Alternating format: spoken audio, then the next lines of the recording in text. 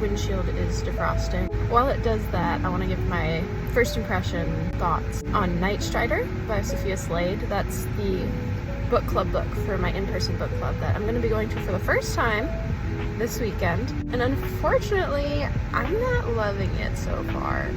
It just seems a bit cliche in the description of our main character so far, the Night Strider. So far, the way they are trying to convey to us that, like, she's really scary, she's a real badass, it just seems a bit overdone right away.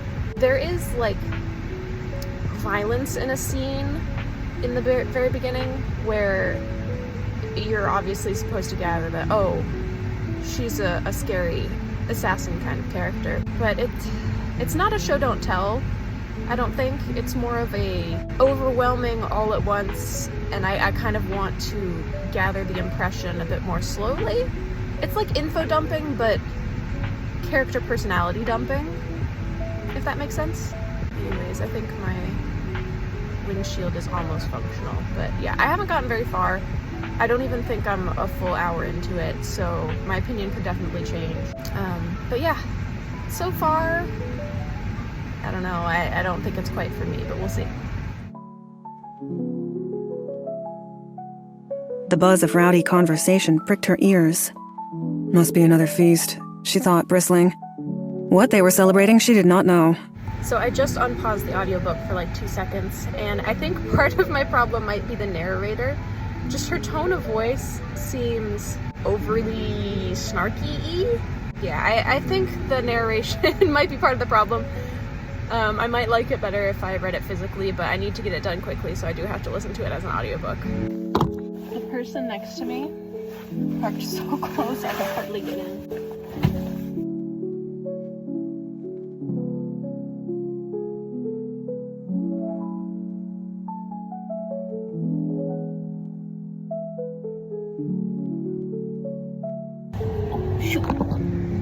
I forgot to start my timer for my lunch break. Cozy.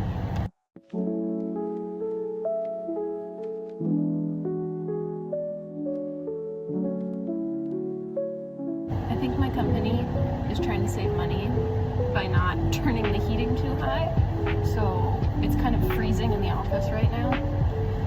I really need this warm car time. I was able to read a little bit more Queen of Air and Darkness. Able to read a little bit more of Queen of Air and Darkness last night. I'm now on page 389, the beginning of chapter 17. And it's right after there was section break, part 2.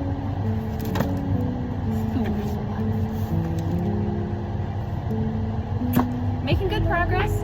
Am I gonna make it by the 7th? I don't have a choice. So yes.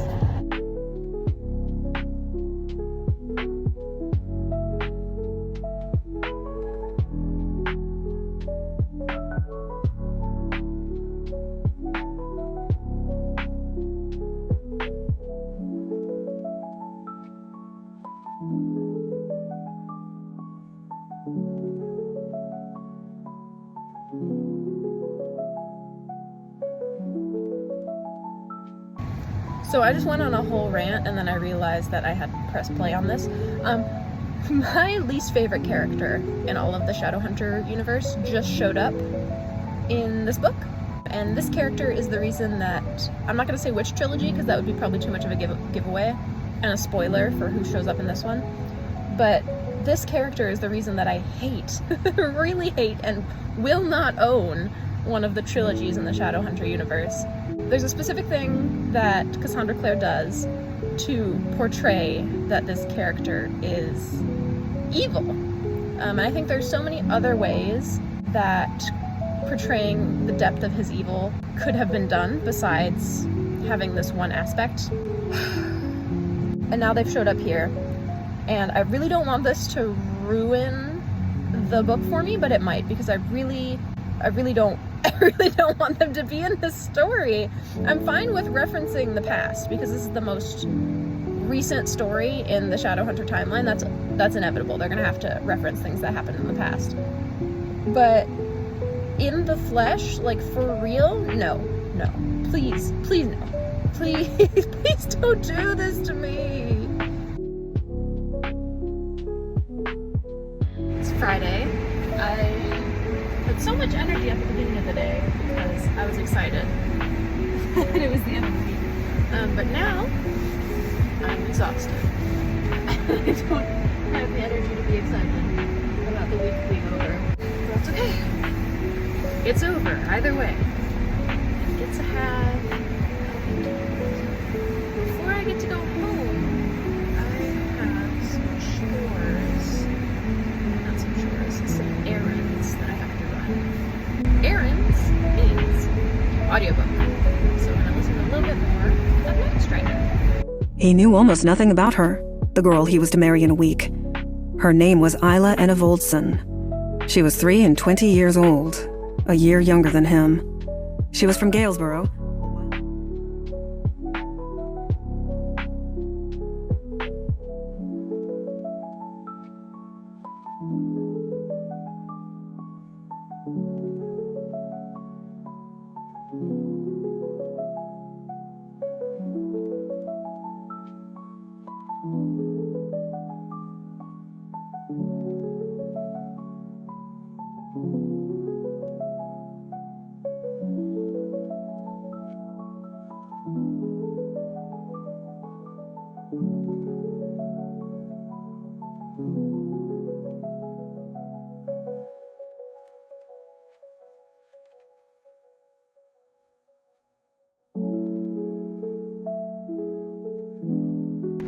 Success. Alright. It took me a long time. I had to ask someone, but I found the pill pockets. And then neither of our cats, I think, have ever had the little, like, squeezy tube chew-roos. So I got some of those for both of them to try. Next stop, Barnes & Noble.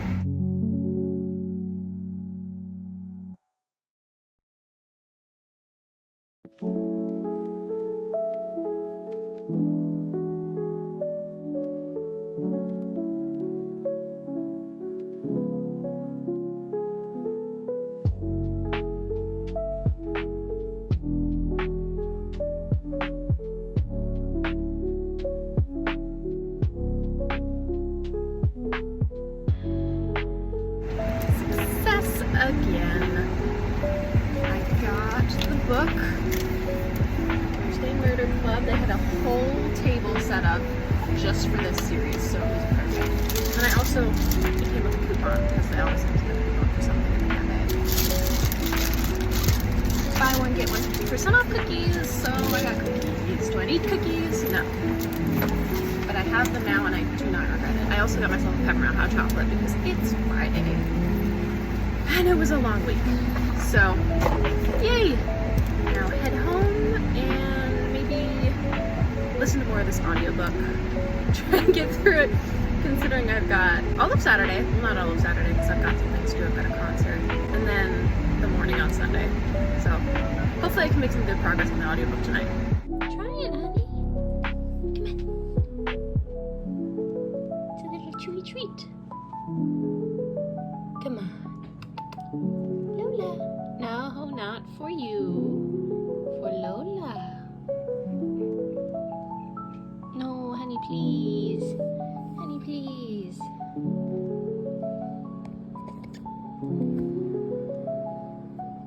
Yes, there's something edible here, but it's not for you. Although, you could probably do with anxiety meds, too. No. It's not for you. Yeah, it was sitting on the ground right there. Don't you smack her. She was not interested in the pill pocket whatsoever. I tried putting it in her mouth after a little while to see if she would start chewing on it and then be interested. No, spit it right back out. So I just shoved it down her throat like regular. Not with the pill pocket too, because that's way too big for her to swallow at once. Just the pill by itself. I'm not sure if a stressful method of giving anxiety meds counteracts the anxiety meds, but maybe she'll take the pill pocket next time. So I'm getting used to the writing style in this story, and it's bothering me less than it was at the beginning.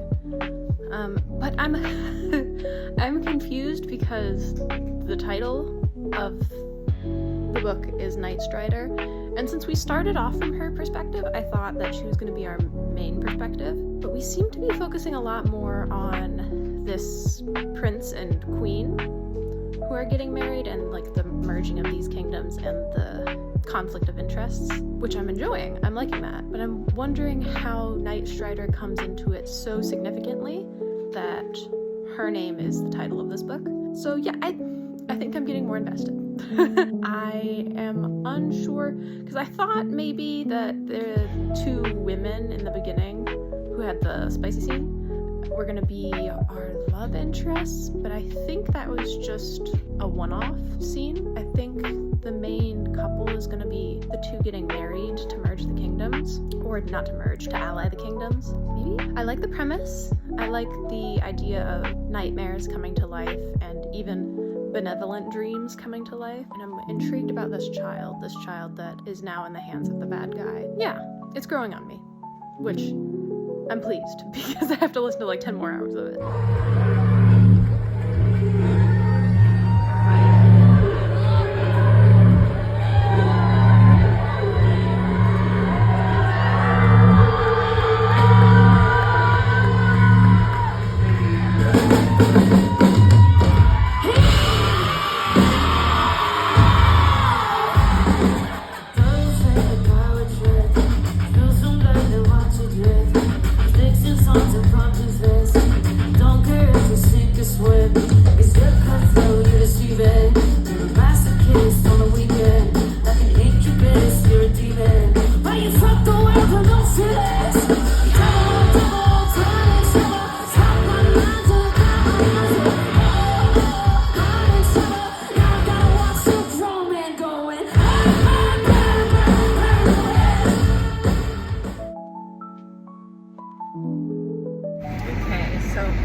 Final thoughts on Night Strider by Sophia Slade.